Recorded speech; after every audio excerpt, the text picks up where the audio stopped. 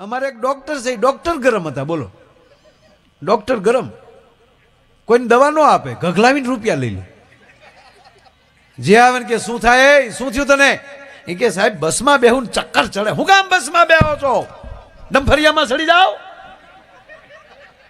ટ્રકમાં વયા જાઓ. નહીં, બસમાં બેસવાનું, લાઈવ 150. બીજો આવે, તને શું થાય? સાહેબ ઘઉં વાળું ખાવ ને પેટમાં દુખે. શું કામ ઘઉં વાળું ખાવ છો?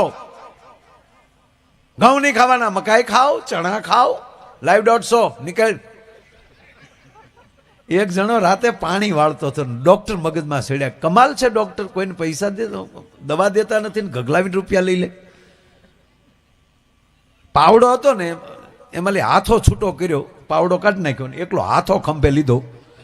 સવારે 9 વાગે હોસ્પિટલો અને વારો આવ્યો. ડોક્ટરે કીધું શું થાય, શું થયું, શું આવ્યા? એ કે સાહેબ 2-3 દી થાય, કોકને 1-2 નાખું.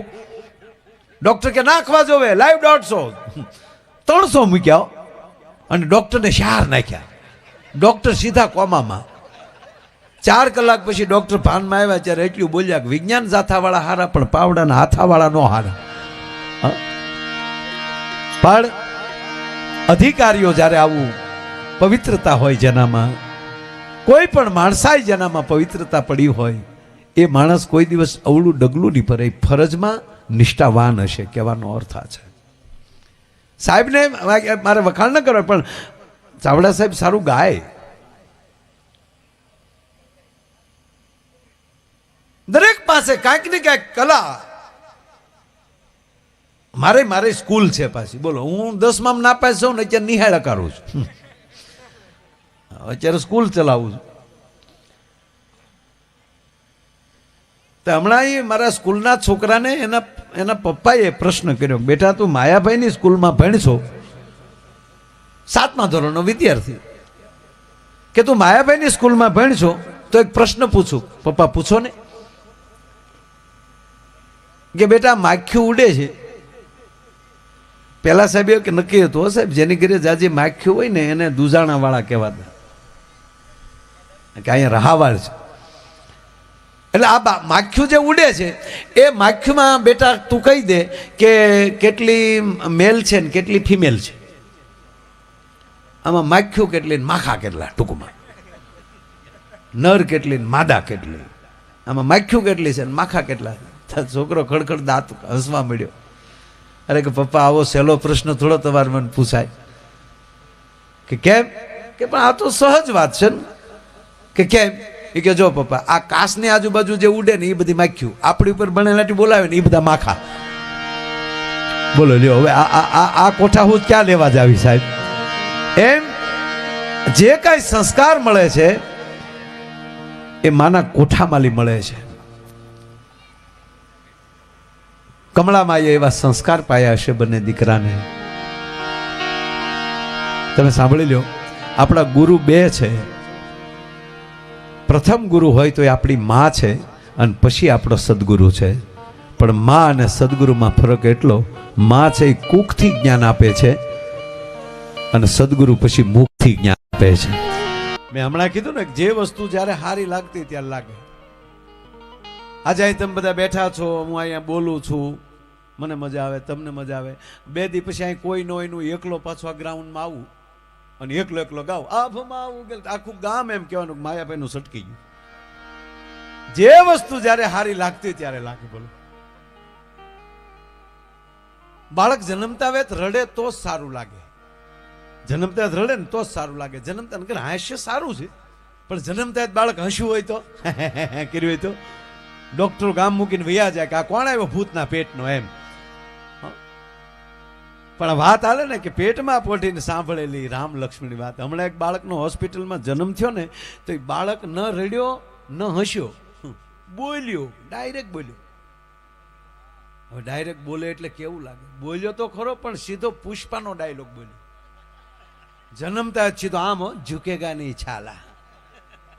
ડોક્ટર બઠિયા કાન કરી ગયા. બોલો. અને પછી સંશોધન કર્યું ત્યારે જાણવા મળ્યું કે આ છોકરો પેટમાં હતો ને ત્યારે એની માએ 45 વાર પુષ્પા જોયું હતું.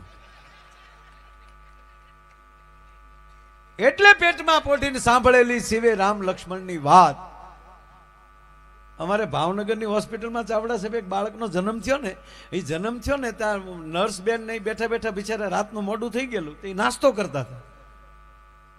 તમારે ભાવનગરના ગાંઠિયા વખણાય, તે ગાંઠિયામાં આમ ખાતા હતા, તો ઓલો બાળકનું તાજું જે જન્મ્યું ને એ જોઈ ગયું, ત્યાં તો કૂદવા મળ્યો, પાછો ભાવનગરમાં આવી ગયો, પાછો ભાવનગર, ગાંઠિયા પાડીને ખબર પડી ગઈ ભાવનગરમાં આવી ગયો.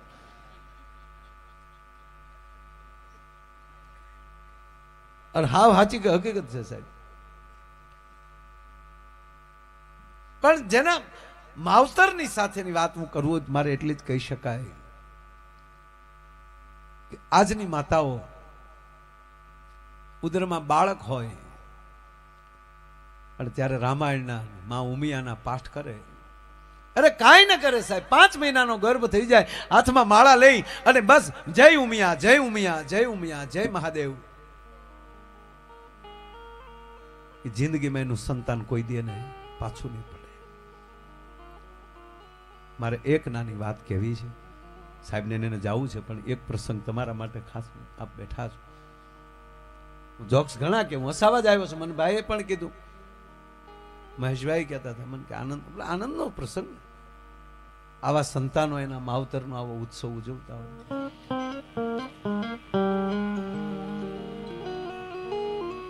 પછી હેતલબેન અને કામિનીબેન એને હરખ છે, દીકરીઓને ભૂલવાડે એવી દીકરાની બહુ આવે છે. નહીતર હરખું ન હોય તો એ ભેગું ન થાય. એકચ્યુઅલી કે તમારે પપ્પા જોડે રહેવું તો રહેજો, અમને નહીં ફાવે. હવે એને એરું કરડાવે કે બીજું કાંઈ કરાય.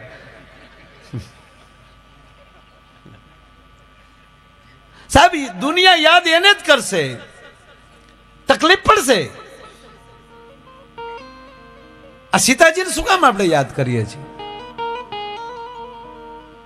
હું તો પગે લાગે ને એટલું કહું બધાને કે સનાતનને જીવતો રાખો હોય. હા, 2024 એ ઐતિહાસિક એક દાખલો બન્યો છે. તમે કલ્પના કરો કે 450 વર્ષ, 482 વર્ષથી એક પડતર પ્રશ્ન પડ્યો હતો અને ભારતમાં કોઈ એવો માનો લાલ નહોતો કે આપણા બાપનું રામનું મંદિર નહોતું કોઈ બનાવી શકતું. એ આજે 2024માં બન્યું મંદિર. એ અયોધ્યામાં તો રામ આવ્યા, પણ ઘરે શું, ઘરે ઘરે જો રામ આવી જાય તો પછી બાબરના બાપની તાકાત નથી કે બીજી વાર ભારતમાં પ્રવેશ કરી શકે. ધર્મ આપણી પાસે રાખવાનો છે. આપણે એટલા બધા બેઠા છીએ, આમાં હું નથી કહેતો, પણ આપણે રામાયણની સોપાઈ કેટલાકને આવડે છે. ગૌસ્વામી સાહેબ બોલીને ગયા એટલે મને ગૌરવ થયું, એટલે આ વાત ઉપર જાઉં છું. માણસે અધિકારી સાધુના દીકરા છે, એમાં કોઈ સવાલ નથી, પણ જેવું માયક આપ્યું એટલે એક જ મંત્રમાં આખી રામાયણ બોલી ગયા. અને યુવાન મિત્રો, બેનો દીકરીઓને પગે લાગીને કહું, રામાયણ આખી ન વાંચી શકો, એક પ્રયોગ કરજો. પરિવાર સાથે બેઠા હોય રજાના દિવસે, ત્યારે રામાયણ લેજો અને એની અંદર ભરત મિલાપનો ખાલી પ્રસંગ વાંચી લેજો. 1.5 કલાક થશે સાહેબ, પગે લાગીને કહું, કેવલ 1.5 કલાક થશે.